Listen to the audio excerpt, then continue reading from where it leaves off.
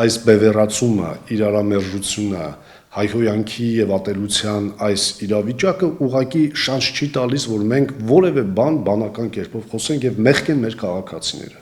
Մեղք է հայ ժողովուրդը այս աղմուկի ձեռքը։ Հոգնել են բոլորը, ապակողմնորոշված են բոլորը, մարդիկ չգիտեն ում լսեն, ում չլսեն, ինչի հետևից գնան, ինչ ընդունեն իբրև ճշմարտություն, ինչը իբրև քաղաքական մանիպուլյացիա եւ ապատեղեկատվություն, եւ այս պայմաններում մենք ուղղակի հանգում ենք եւ հանգել ենք հանրային շիզոֆրենիայի իրավիճակի,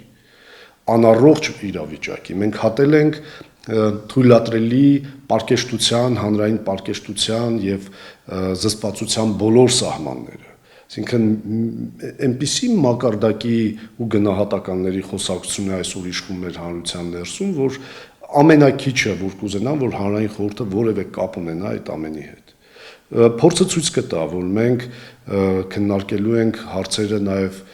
քաղաքական բոլորովին հակադիր դիրքորոշում ունեցող մարդկանց հետ։ Հանրային խորհուրդը հենց հանրային խորհուրդ է, որպեսզի լսի բոլորին եւ կառավարության համար լսելի դարձնի բոլորին։ Այսինքն իմ երազանքը եւ իմ պատկերացումը հանրային խորհրդի գործունեության եւ առաքելության ձևավորել մի օազիս, որտեղ տեղի ունենում ողջամիտ եւ պրոֆեսիոնալ զրույց։